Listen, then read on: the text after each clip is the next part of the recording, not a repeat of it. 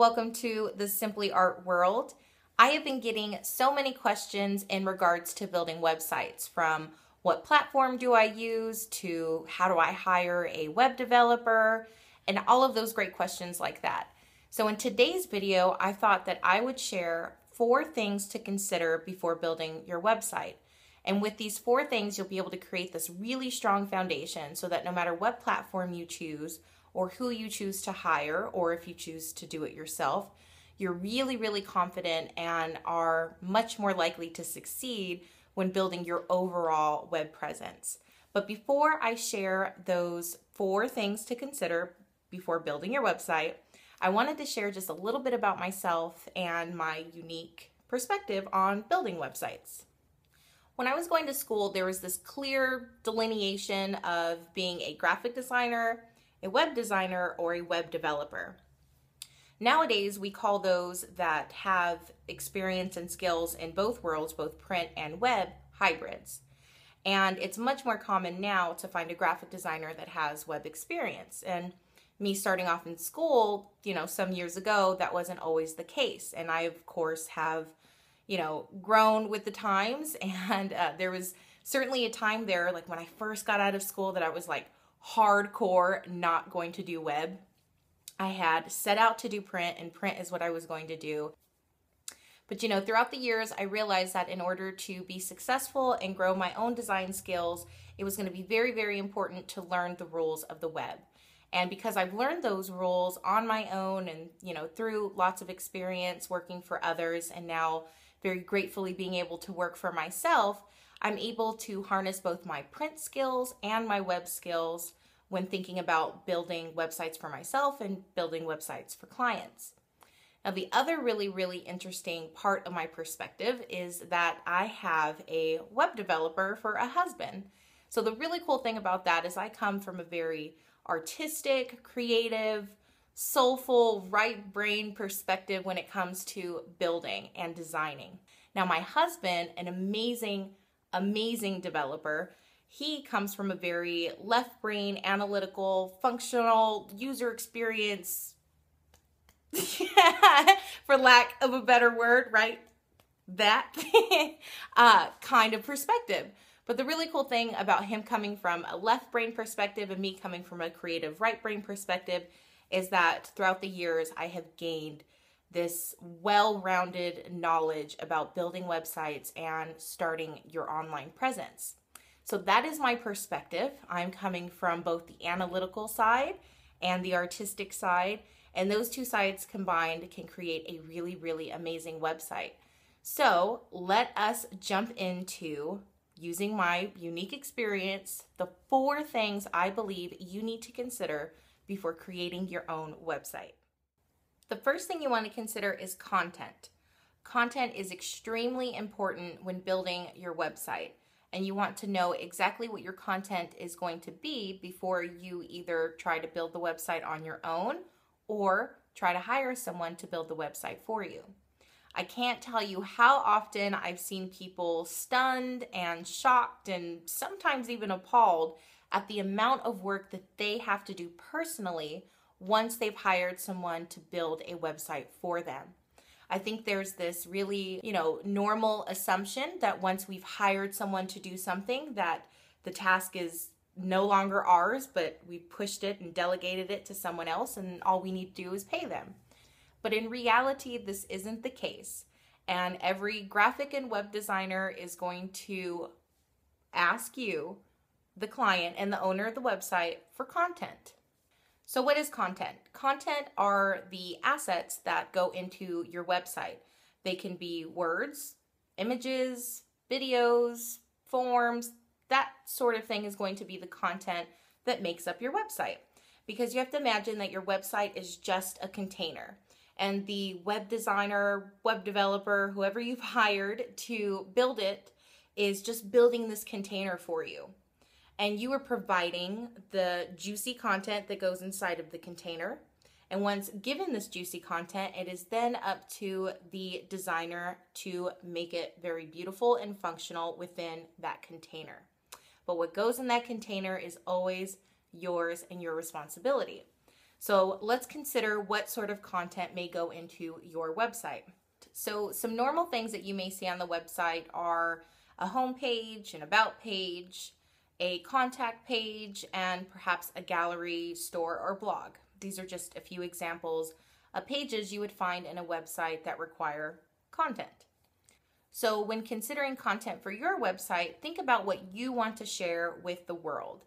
Do you want the world to know about you and your business? Because that is where you would share an about page on your website so that you can showcase all of the amazing things that you do and all the amazing things that makes up your company.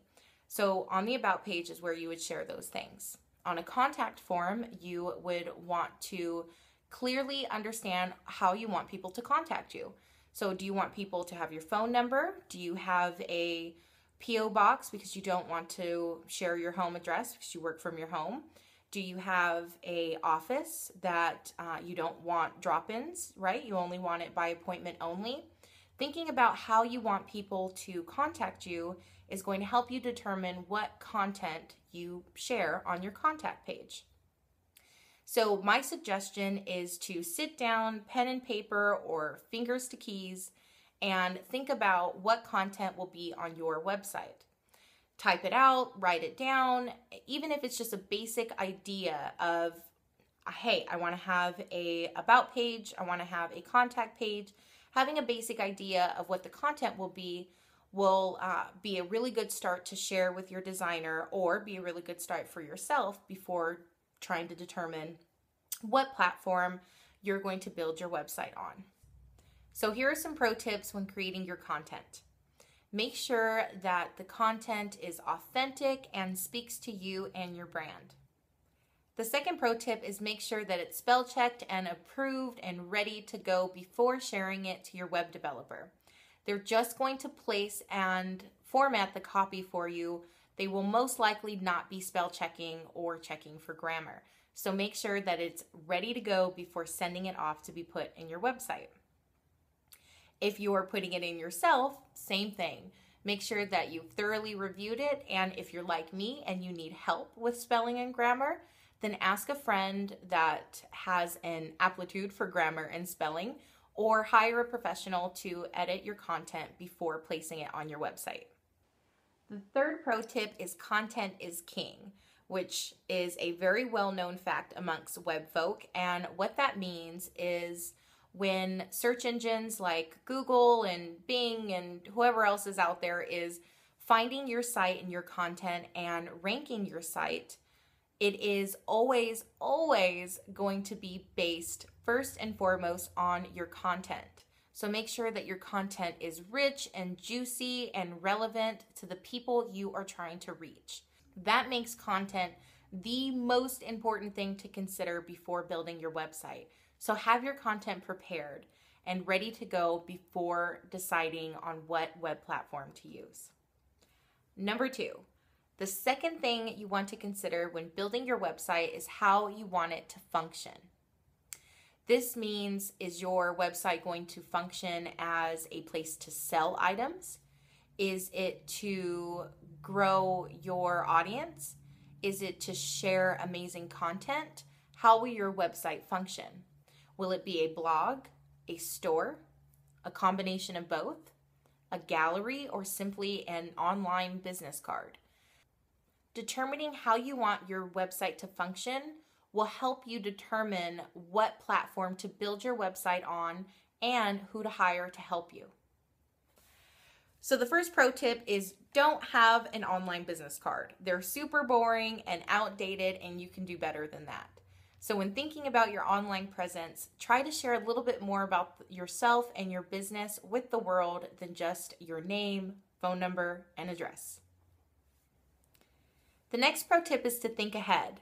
It's a really good idea to know how your website is going to function when it launches, but also how you want it to function in the future. For instance, if you know in the future you're going to want to have a store, that's going to be something to consider before choosing your platform, who you hire, or what template you purchase if it's something you're going to be doing yourself.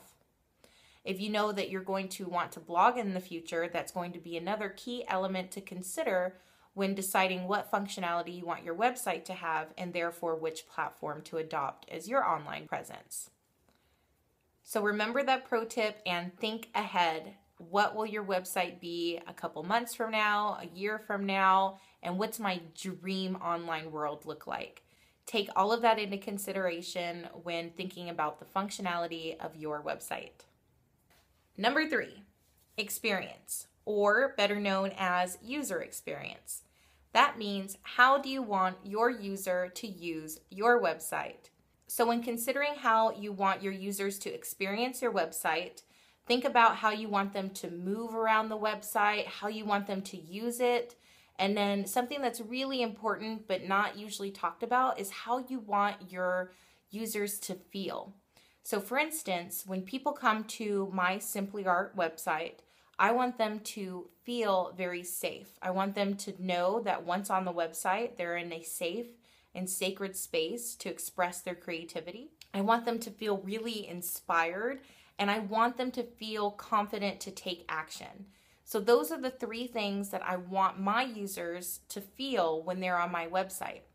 So when considering how you want your users to feel, think about the content that you're sharing, your brand and values as a company and a person, and make sure that these experiences that you want your users to have are very, very clear.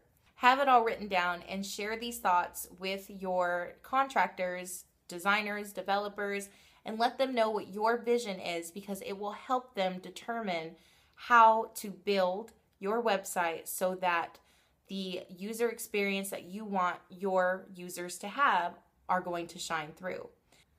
A pro tip is you cannot please everyone.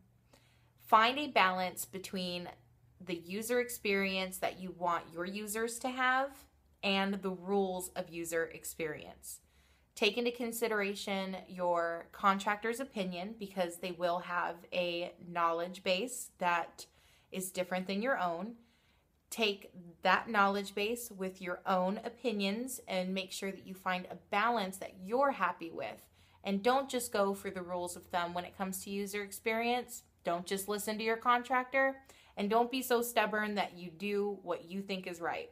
Find a balance between all 3 of these things, and you will have a website that you are happy with and a user experience to give to your community that you are proud of. Number 4, management. Now this one is a really big one to consider, and you would think that managing your website would be something you thought about after it was built, but that would make for a headache. The best thing to do is think about the management of your site once it's built, before your site is built. So what you're going to want to do is sit down and think about the pros and cons to maintaining your website yourself or hiring someone to maintain the website for you. You need to consider your technical ability, current technical ability and willingness to learn. You also need to consider your time constraints. Do you have the time to maintain your website? And then of course you need to consider your budget. Will you have the budget to hire? Knowing these 3 things, technical ability, time constraints, and budget, will help determine how your website will be maintained once it's built. And knowing your capabilities of maintaining the website will help determine what platform you choose and who you hire. So here's a pro tip for you. If you've decided that you want to maintain your website and you have some technical ability but don't want to learn code, ask your web developer, how easy will it be to maintain my website? And will you build the back end so that I can easily maintain my content? See how they answer, and that will determine whether that web developer is the right one for you, since you have a limited amount of technical ability and yet want to maintain your website. It'll be really, really important how that person builds the back end of your website when going forward. So those are the 4 things to consider, friends. You've got content, function, experience, and management. If you take into consideration those 4 things before building your website, you will have a solid foundation to find someone to help you or to start your online journey yourself. If you have any questions regarding building websites, please visit my website at simplyartoc.com or leave a comment below. I would love to hear your feedback. I'd love to get your questions, and I hope everyone is having an amazing holiday season, and I will see you in the next video. Cheers!